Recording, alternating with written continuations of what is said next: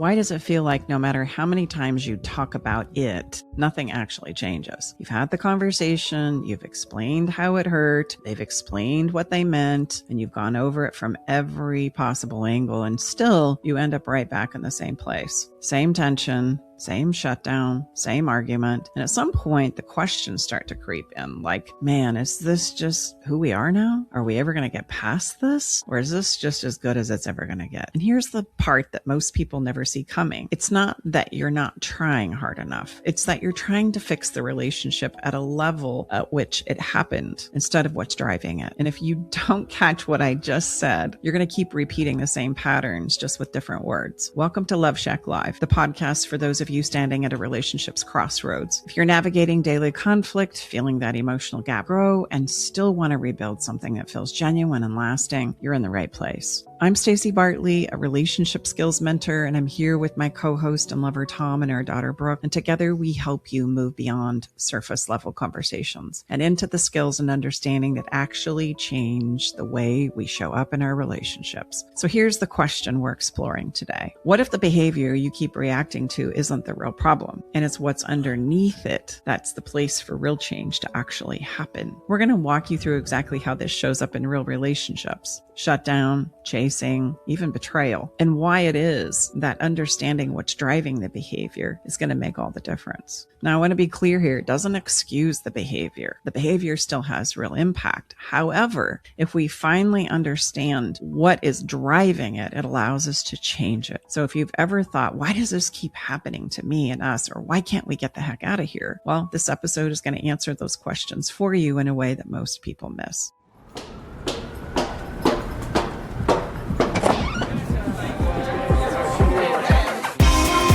Hey, thank you for coming. Welcome to the Love Shack. So as we dive into this episode, I want to begin with why we get stuck. It's important because here's the thing.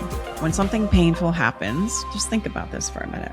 We tend to focus on what they did, the behavior of what they did, how it hurt us, what it meant to me or both, and who needs to fix it and take responsibility for it.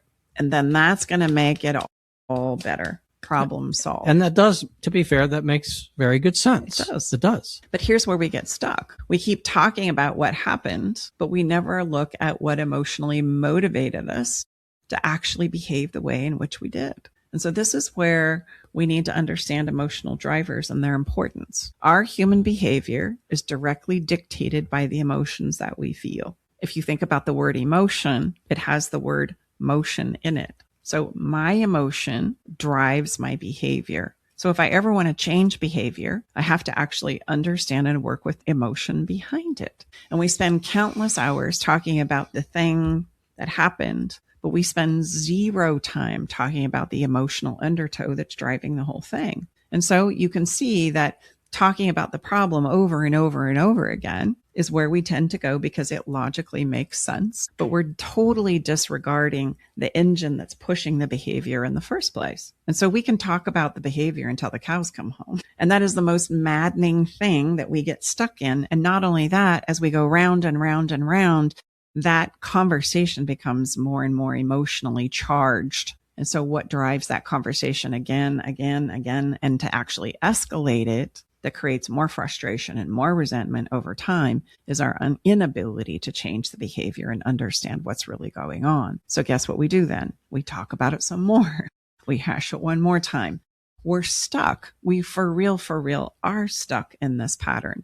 And we try and solve it with logical means, but that's not ever going to take us where we need to go. And this is where we start to say things like, can't we just leave this in the past? When are you ever going to let the past go? Well, here's the kicker. I can't let the past go because I'm still having the same emotional challenges with it. So until I resolve the emotional driver, understand how to work with the emotional driver in different ways, that past will continue to be brought up in an effort I am putting in to try and understand it or resolve it. And so it's going to come back up. We can't talk it away or explain it away. And in essence, it's really not a logical process. Our logic is going to help us understand it, but it's not what's creating the issue. So an emotional driver is what's happening underneath our behavior as human beings. Like I said, emotion puts my behavior in motion. So let's just try this on for a minute so that we can all get a real life experience of what it is I'm talking about here. I want you to think for a second about something that you emotionally dread doing. I think for you, it's probably your appraisal files. Yeah. Just scan them and put them in the cloud. Because they're like a tower tall, Stacy, you came up with a great idea. So we said, honey, why don't we just put them in a box, and then get them off the top of your desk? You don't have to look at the aggravation. I said, and I fought Stacy, and I finally said, you're right. I said, give me till this date. And Stacy said, I said, what do you think about? I said, let's put them in a box. And now, to be fair, although they're starting to get a little hard, I am trying to keep, just do it every week, But yes, I don't know what it is, but for the love of all that's good, I can't seem to get those things scanned and forgotten and then throw the file away because I've saved it digitally. And mine is absolutely going through data, which makes it really difficult for me to go through our finances and put them in QuickBooks and do that. I mean, it's just like, oh my gosh. And I know I should do it, but the emotion to do it, notice how difficult it is to show up and do that thing you have emotional dread around. Like it almost feels sometimes near impossible. I don't have the emotion behind it to drive the behavior. So now by contrast, let's think about something that you enjoy doing. Number one, how light it feels, how excited maybe I get. Maybe excited might be a strong word, but there's no resistance. No friction. And notice how effortless it is to show up and do that. What would one of those be for you? Oh my gosh, I could spend countless hours of you and me drinking coffee or wine at the table, right? Sometimes I have to go, cut, get out of here. Leave me alone. I've got to get something done. Right. It's just the example of how you feel waking up an alarm to go on vacation. Totally different. You have a really different response to that alarm, And we all have these different emotional associations to those categories in our lives. Now think of something that is emotionally uncomfortable, awkward, or, downright miserable. Those emotions are real for us too. And right away, you're going to start to identify emotions of overwhelm and shame and fear and loneliness and resentment and disconnection. The coping behavior is what you're going to see, the way I cope with those emotions. Shut down, ignore you, dismiss you, get sarcastic, blame you, put my head in the sand, pretend like I didn't hear you. And there's a whole host of behaviors that correlate with those emotions. So the coping behavior is what we're going to see. But the emotional driver is the unseen that creates the behavior in the first place. That's really important for you listener to really grab on. That's a pretty full paragraph, so to speak. It's a pretty rich context, but it's absolutely crucial. Okay, just make sure because it's almost rigged against us for us to grab onto this, right? I mean, well, and here's the thing. If we don't understand the emotion underneath it, we won't actually know what is needed to change the behavior. And let me just please give a disclaimer. We're not, as a family and body of work, ever dismissing your emotional pain. It sucks. It's hard. But if we're going to want to have an effective change in our relationship and course correct and not have this go around and around and around all the times that we talk about the same damn things, then please try to get your arms around this because this will allow you the ability to have a change. So I just wanted to say the reason why we are even doing this episode is because we've been misunderstood a lot of times on our podcast and on social media where we explain what's going on in your partner's brain or, what an avoidant person is thinking or what an anxious person is thinking. That is seen as us excusing bad patterns or hurting your partner with your coping style. It seems like we're making an excuse for that. That's how it's taken. But you'll see in this episode, it's absolutely not. It's allowing you to move past the behavior. The only way to move past it and to see beyond what your partner is doing is to understand why they're doing it. And I understand why there's friction here. Just try to listen with an open mind because you're going to see that the further we get into this conversation, we are not excusing their behavior and we're showing you how you can not only understand it, but this also is what helps you heal around these catalytic moments in your relationship too. Yeah, absolutely. Well, and if I may be so bold, if what you were doing was working, we wouldn't be here having this conversation, would we? Talking about the circumstances and the behavior and the logistics and the hurt and the pain and all the things that we don't want and we want to get rid of was going to work. It would work. That would be the thing. And so we get defensive when we hear things like this, but then we're defending our own fears and insecurities, and that's going to be the thing we run with anyway. So it's worse. It's actually worse, because when you understand the true emotional drivers, it's very seldom what you think it is. Because we immediately as human beings go to this worthless place emotionally. If I don't really understand what's going on, my meaning making will go, oh, well, it must mean this, and it must mean this, and it must mean this. And then I get defensive to even explore what emotionally might have driven another person's behavior that hurt me. It doesn't negate the impact, but it's probably not as awful as you think it is in your own self-deprecating conversation either. And so the more defensive I get around opening up to truly understanding, I want you to see that it's not only life-giving, for how we're going to move forward, not negating the fact that the behavior impacted your relationship, but it's also going to be when you start to understand that it's not because of a whole host of other things that you're making it up. So it really is a great way through.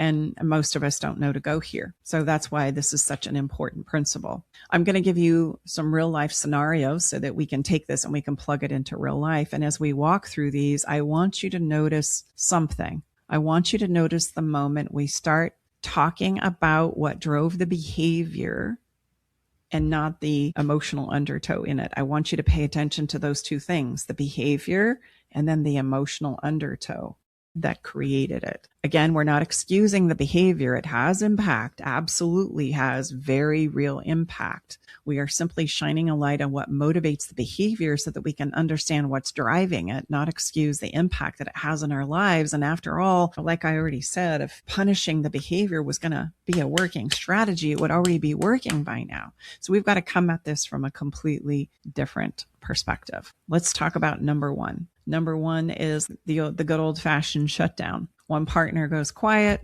leaves the room perhaps, says, I'm fine, don't want to talk about it. And all of a sudden, that there's true problem there. That they're not doing well, that they're really struggling. Maybe you even feel like they're taking it out on you, right? And so your brain starts scrambling for answers in regards to why it is they're behaving and engaging with you like this. And that impact is very real. So here's what's going to end up happening is you probably feel alone, dismissed, shut down. So it's easy for us to make up meaning that says to us they don't care. They're emotionally immature. They're avoidant. It's their attachment style. This is the problem. But if we stop right there, nothing changes. Like we could stick with that thought process forever. They're emotionally immature. They're an avoidant attachment style, and that's the problem. So until you fix it and manage it, all right, and I'm going to sit over here and make sure that you do and police you, then finally things will change. And that means we're focusing on the circumstances, the behavior, the part that we can see, the part that we take and then make meaning out of it.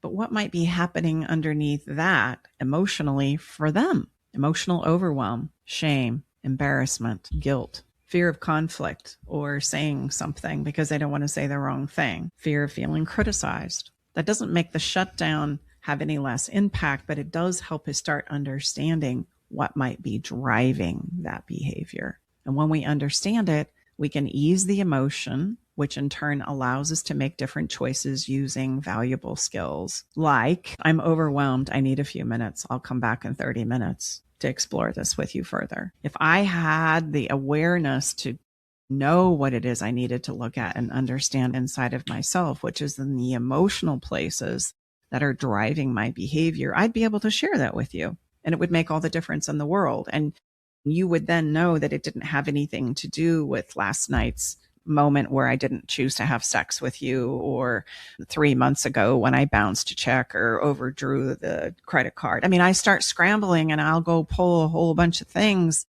that are so deprecating even to myself. Oh, that's why they're treating me this way. When really it's my own emotional overwhelm and my own lack of knowing how to navigate that, which is why I'm showing up the way that I am. But you'll never know that because we don't talk about those things. I just think it's important to see in that example that when we're saying understanding the emotional driver, it's first important for you to understand your own emotional drivers, because in that example Mom 2 used, the skills that were then used was the avoidant, we'll just call the partner, the avoidant partner, understood their emotional drivers, and then they could turn that into actual words that they shared with their partner. So then that is what stops the shutdown behavior. So it's not always that the other person needs to understand the emotional driver. Sure, that is a skill as well. But a lot of times it's understanding your own emotional drivers so that then you can make choices from that place. Well, and you can catch things in real time, you know, so and rather than taking on all these behaviors that Stacy gave in that scenario, you think, gosh, you know what? My bad. I'm a hot mess right now. So you can literally catch yourself. It has nothing to do with us or that grain bowl that you made me last night has all those damn vegetables in it that I don't like. Hint, hint. Jeez. Never mind. Yeah, just a little fun. But I mean, really, you a can. little emotion coming out there, huh, honey? Stacy gets on a kind of a cooking trend, and we seem to have it be repeated quite often. I think that's powerful. It's really simple when you think about it, but that intel that can only come from understanding the emotional driver is missing in almost every single fight. In almost every single place where you and your partner get stuck, it's because you don't have this, what we're talking about. Well, and talking about the emotional driver is everything. Yeah. We can set the logistics aside and talk about the emotional driver. And it's also going to showcase, as you're going to see in this episode, it gives us the answers in regards to what it is we can try and do to change it. Yeah. Otherwise, we're all spinning in our emotions. So let's talk about the anxious for a minute before we move to another scenario. What are they doing? They're making up all kinds of self-deprecating conversations in regards to why their partner's showing up this way. They have an emotional driver too. Guess what that emotion drives them to do? Be anxious and think of terrible scenarios and beg and plead for relief, right? Comfort me that I'm not this comfort me and tell me that I'm not this horrible person that I'm making up in my mind because you're avoiding me and not engaging with me. So I have my emotional drivers too. And then we just sit and spin on that for a minute, and you're going to start to understand why it is we feel stuck. Okay. So emotional drivers just don't work for the person that you're upset with. They work and operate, to your point, Brooke, in me. And my greatest advantage is to be able to understand what that is, because then I have the ability, the choice to do something different with my behavior and the way I show up. For longtime listeners of the show, you've heard Mom 2 say you need to be able to translate your thoughts and feelings into a language that you understand. That's really just being able to share your emotional driver. That's really what it is. Yeah, and I'll give you a real-time example. So last Saturday night, Stacey and I went somewhere here locally, and so I wasn't able to catch my behavior in real time, but we did unpack it the next morning. Hey, guys, look, we got a lot going on ourselves, and I'm never Mr. Jovial, perfect relationship man myself, and I was kind of a dick, excuse my French, and I was exhausted, number one, and had to stand at a function for like an hour and a half. Well, me and standing don't do so well, let alone for 90 minutes. There are emotional drivers in that moment. Oh, I was exhausted. I really needed somewhere to sit, and I needed like a beer or something to take some of the pain away, because, I got a lot of body replacements, and after 90 minutes, some things turned to rust. So I was I was hungry. Tired. So we got button heads about stupid stuff, and then see, everything's amplified too. I wasn't understanding what Stacey was asking me, and she wasn't understanding what I thought she was asking me. And it just, anyway, but we unpacked it quickly. Yeah. But we unpacked it at least the next morning rather than being like a week of silence. Mm-hmm. Okay. So that's a really good point. It's like, what are the things that we need to understand in order to move through it and let it go? And then maybe create some new ways of dancing with it so that over time we become better at navigating through these difficulties and understanding how to ask for the support that I need, as well as understand the support my partner wants. That's huge, right? That's the change we're looking for, but we don't ever talk about what that change is. And if we do, it turns into some kind of a performance conversation where I'm going to be the person that tracks you and monitors you to make sure that you perform perfectly. Well, that's going to go to hell in a handbasket too, because now we have a power and control issue in the dynamic. What about you on your high horse tracking my performance? What about all the things that you make messes about, and all of your emotional drivers that probably kick off mine? And in relationships and co-creation, that is very, very true. What kicks me off is going to kick you off. And we're going to have this nice little interaction here. And the more you kick off, the more I kick off. And that's what's going on. And so rather than be so hyper-focused on somebody else's emotional driver, get up close and personal with your own so that there can be a cross-pollination of understanding between the two of you. So let's take a biggie. This next one is really big. I don't know that it gets bigger than this because this is our greatest fears, is some kind of an infidelity or secret thing that emerges. This is where conversations become the hardest because it's not just conflict. This is where emotional shock is enormous. Like what I thought was the reality about you and us, right, is not. And so these big places where we realize there's been things done in secret and things lied about and misconstrued, right? There's this huge emotional shock that happened. A true catalytic moment. It's a true catalytic moment. It's the moment where everything you thought was true suddenly isn't what you thought it was. So of course, in that moment, you can only see the behavior of what they lied about, how it hurts you, what it now means. And very common that the what it means is all of the good and all of the things that I felt like we built our life on are all tossed in the garbage can. It's all chucked. And that's not the truth. Those good moments still counted, etc. But man, it sure feels like everything we've just built and created together means nothing because this changes the way I look at everything. And what I need to do now makes complete sense. I'm done. This is over. I'm out of here. You know, you're a blunk at a blunk, blunk, blunk, blunk, blunk. And when we're in this kind of crisis, the first job, right, is to make some big, bold decisions. Isn't that where we go? I'm going to handle this shit and it's going to be handled right now in this big emotion. And we do and say some pretty crazy things. Yes. And we've all been there and we all have probably done some pretty explosive things. That's because that big emotion is driving your behavior. And when you sit and think about it a day or two or a week or two or a month or two later, that's when you start to understand more of the parts and pieces in regards to what was so hurtful about it to you. You're actually starting to understand the emotional driver behind it. But still, when we talk about things like this, we still want all the juicy, logical details. You know, who did it go down with? What were you doing? What were you wearing? How did it happen? Was it this person? Was it this person? Was it this person? It's because of this, isn't it? It's because of this. It's because of this. And that's how we're talking about it. And if we were going to pursue the emotional driver of it, the only person who knows what those are the person who kept the secret in the first place. So our first step really in these big emotion moments is to slow down.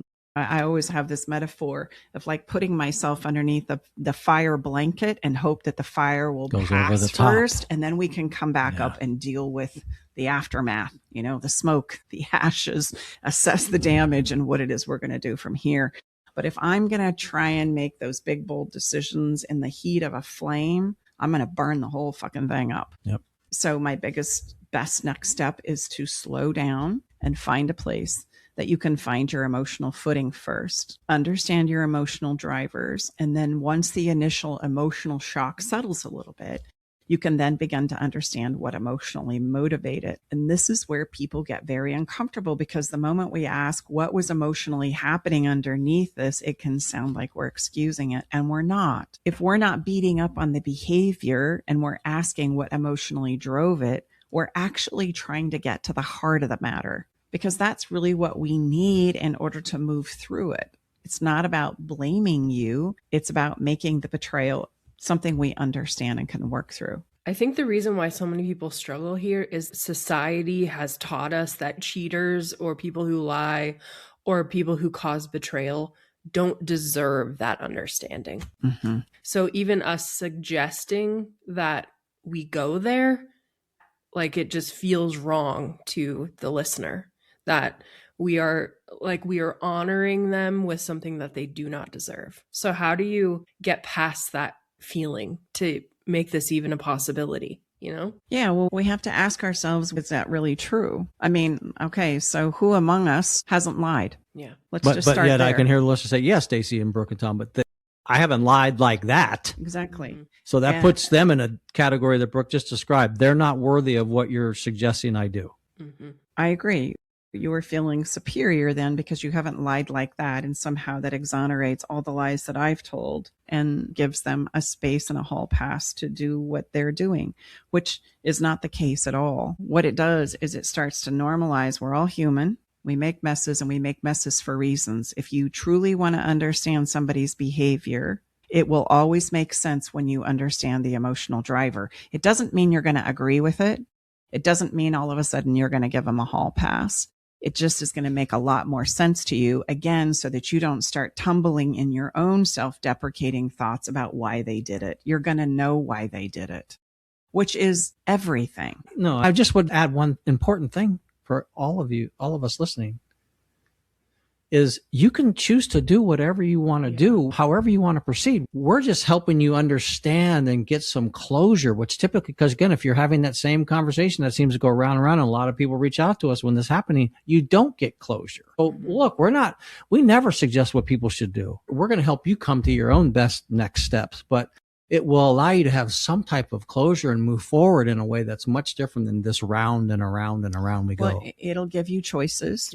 One. Number two, it'll give you answers that you're truly looking for. And number three, as Tom said, you can always make those choices and decisions, but you're going to be able to do it from a place of information and understanding, and not just because you're emotionally upset in the moment. And here's the last thing I want to say about this. I don't know of anybody who has truly penalized or punished somebody for these egregious things that are very destructive and then felt better themselves. Yeah. So the person that's doing the punishing ends up paying a price as well. And so not only am I punishing them, I'm turning into a version of myself that I don't want to be by doing that. And so everybody pays. If one person pays, we all pay.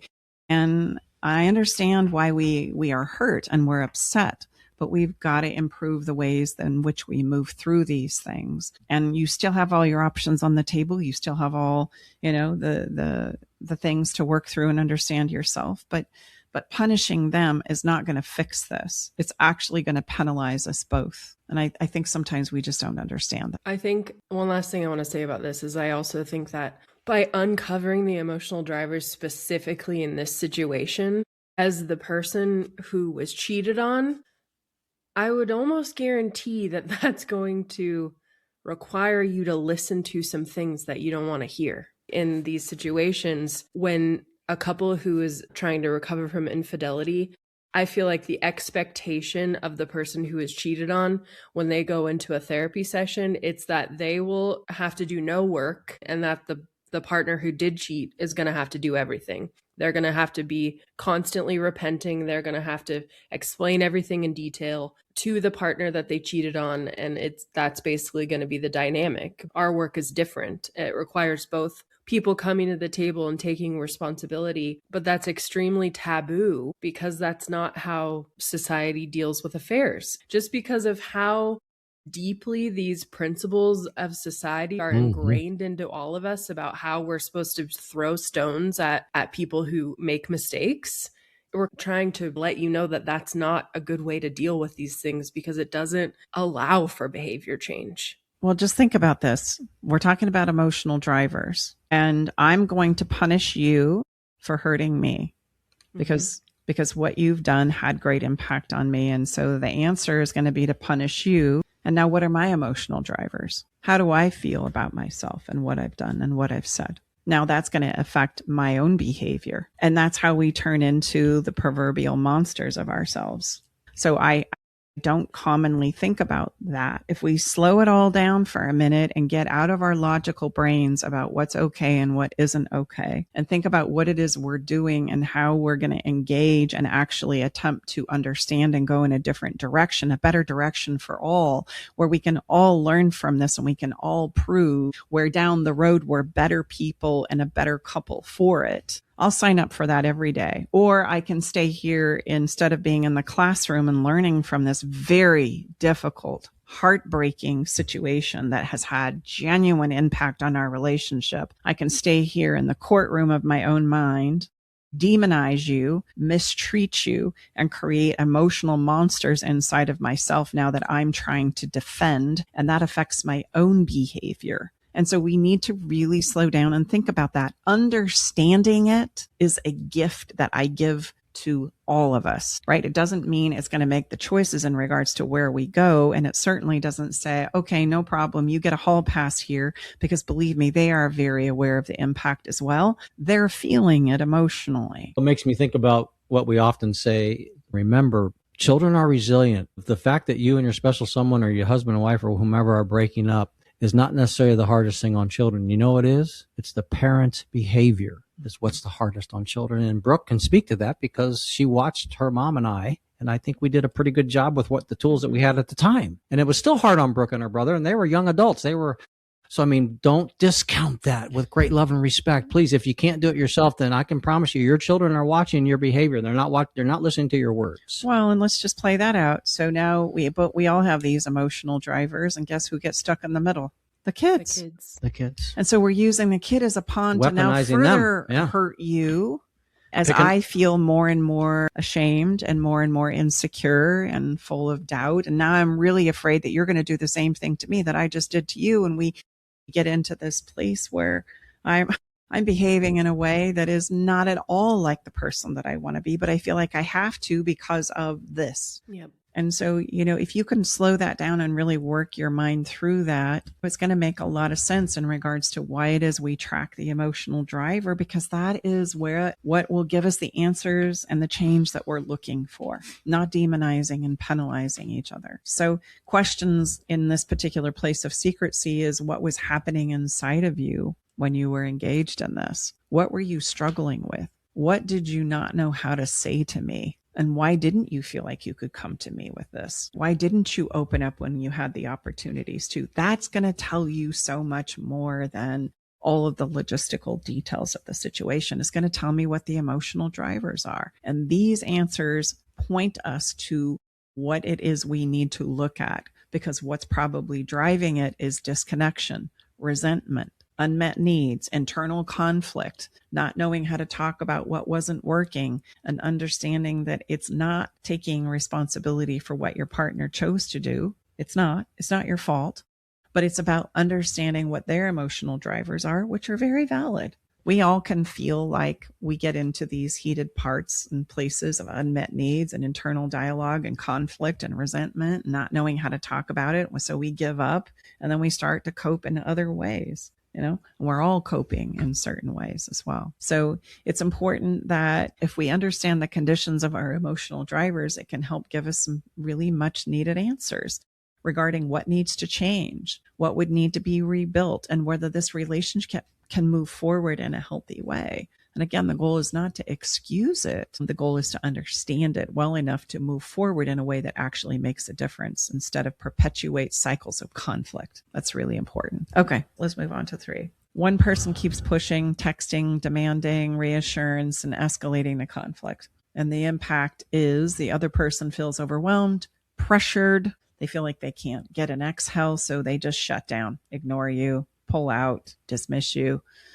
And it's easy to say, oh my God, they're just too controlling, too much, always have to have their way, won't leave me alone. What the heck is wrong with them? So that's the behavior that you're going to see outwardly. And the emotional driver in this situation is often fear of abandonment, panic, uncertainty, self-deprecating thoughts, meaning making about what all of this is. And again, that doesn't make the behavior okay, but it tells us what's actually needed next, which is going to be learning how to create emotional safety, curating skills of self-regulation, having some awareness and personal clarity about what these drivers are so that the person has choices in regards to how to manage them. Understanding the fear doesn't mean you tolerate the behavior. It means you know what is needed to ease it so that we can move in a better direction together. I want you to see that in every one of these situations, the behavior is real, the impact is real, and the emotional pain is real. But the behavior didn't come out of nowhere. And if we only stay focused on the behavior, we stay stuck in the cycles of conflict as we only focus on the bad behavior and demonize it, which turns everybody into a place where we have emotional drivers that cause us to show up and behave in destructive ways across the board. Even if I wasn't the one that did it, the initial act that brought the whole thing tumbling down. If I stay in that place emotionally where I'm going to make you pay, well, then we're all going to pay. I'm going to fall apart too. I'm going to have my own collection of destructive behaviors that I get stuck in. You're just responding to each other's emotional drivers. That's all you're doing. Yep, exactly. So every time we become activated, there's a small moment, a very small one, but it's there, where new choices can be made because we are aware of and understand what's needed. The real question in moments like this is, am I going to reach for a skill or repeat and intensify the pattern that we are currently in? This is where change actually takes place. And the more aware I am of my emotional drivers, the easier it's going to be for me to be able to understand what it is I need to ease it so that I can actually go in a different direction. If I take this all the way back to how I opened, and we remember that thing that I have a lot of resistance in doing, if I can create a better emotional association to it, it makes it easier for me to do it, right? And so I can do that for myself. Like when I have to sit down and do my accounting each month, I can pour myself a glass of wine and put on some wonderful music and, get all cozy and comfy and wrapped up in my special blanket, and might ask you for some support to sit down and have a conversation and work through a few things with me. And as I'm doing that, what I'm doing is I'm stimulating the emotional driver in me that I can do this. And once I get started, it's like much easier. Well, it's a classic, confirmation of what we say often, what you say often, babe, is we show up as good as we feel. That's so if we change how we're feeling about something that really is usually not viewed this way or experienced this way for us, it can make a huge difference. Stacey and I are good at supporting each other. I mean, that's why she said, babe, why don't you just let me take those damn files and put them in a box, and don't have to look at them every damn moment. And you can start from baseline. Yeah. So you don't feel so overwhelmed from the get-go. And I resisted because that's logical. Well, I should just be able to handle that, and the logic didn't win. And I said, you're right, babe. Take them. I said, you know what? I've not done it. Thank you for the time you gave me. Get them out of my sight. Mom too always talks about practice. And so the more that you identify the emotional driver and the more that you vocalize the emotional driver, the easier it becomes. And then that is also going to make a shift in your relationship, because you and your partner will both know that it's safe for you to, hey, you could even make it fun. You could say like, oh, emotional driver alert, and then vocalize it when you catch yourself, because you're gonna. And once you can get it out, it's going to be so much easier to do it going forward. That's a really important point. Brooke, good point. What she described as a skill, and It's a skill of self-awareness. That's really what you're doing, is you're creating an awareness about you so that in critical moments, you understand where you are and what it is you might do next. It gives you choices in moments. And so if we can stack the skill of being able to slow down a little bit, right, and let all of that thought process catch up with the emotional driver, I'm going to have a better chance of making better choices in moments where it matters a lot. Oh, and I would just add, with great love and respect, think about how infrequently any of us do what we just described. Almost never. Until maybe we've had one of these catalytic moments and we're forced to. Mm-hmm. But we say, why don't we take a little more proactive approach and start building that toolkit that Brooke has a picture of on our website. It really is an emotional toolkit that I always tell people, we got to expand that toolkit. We got to add a lot more to it. Absolutely. So understanding our own and others' emotional drivers, it does not mean it's okay and that the behavior didn't have true impact. It means you see more clearly, you understand the full story, and you know what actually needs to change now to go in a better direction. Because if you want a different relationship, you can't just keep reacting to what is and has happened. Your opportunity is to understand what the emotional driver is and then decide, are you going to reach for a skill or repeat the pattern? And if you're in a place right now where things feel confusing and you want support in getting through it, and you're just not quite sure what to do next, you don't have to figure this out on your own. We offer clarity calls where you can sit down and we can look at your specific situation and help you understand what's actually happening underneath the surface and what your next step could be. If that would feel supportive to you, staceybartley.com/apply. We truly would love to help you find your footing again here. All right, let's take a minute for a little bit of follow the fun. I'm going to call this one Spot the Driver game. Next time something fires you up, big or small, I invite you to pause and ask yourself, what's the behavior that you're noticing, and what's the emotional driver underneath it. Here's a few examples to kind of get you thinking. The behavior I'm demonstrating might be snapping at you when you say something. When I look at the emotional driver, I might be experiencing some overwhelm, some emotional overwhelm. The behavior, I'm over-texting. I'm sending text upon text upon text. The emotional driver potentially could be anxiety, fear of disconnecting, fear of abandonment. And the last one I'll share is withdrawing, just shutting down, ignoring. The emotional driver for this might be feeling criticized or inadequate or feeling like I can't get it right. I just can't make you happy however I choose to do things. This will create an awareness of principles that we have discussed in this podcast episode firsthand. And my hope is that it will start to create and enhance a wider perspective for you and the people that you love. The song that I've selected for today is Sarah Bareilles, Salt, Then Sour, Then Sweet. Very often, this is how newfound understanding and wisdom is extracted from our lives as human beings. It's salty, then it turns sour, but then on the end it's sweet, because it's through our lived experiences that we will extract the wisdom and the learning that's necessary for us to continue to become better as human beings. After all, we learn as we go. Thank you so much for being here in the Love Shack with us today. And if this conversation moved you, helped you feel a little more seen, or gave you something to think about, please consider sharing it with someone that you care about. After all, that's how this podcast grows from human to human. And if it's helped you personally, please consider leaving us a review. We'd love to hear from you. Remember, as we close, love isn't enough, but skills are. Bye-bye for now. All right, it's time to leave the Love Shack. But before we part ways, we want you to know our door is always open and we'll leave the porch light on, ready to welcome you back whenever you need a dose of relationship wisdom. For more resources and tools, visit us at loveshacklive.com to dive deeper into the topics we've explored and find additional support for your relationship journey. Stay connected by subscribing to our podcast. Thank you for being part of our Love Shack Live community.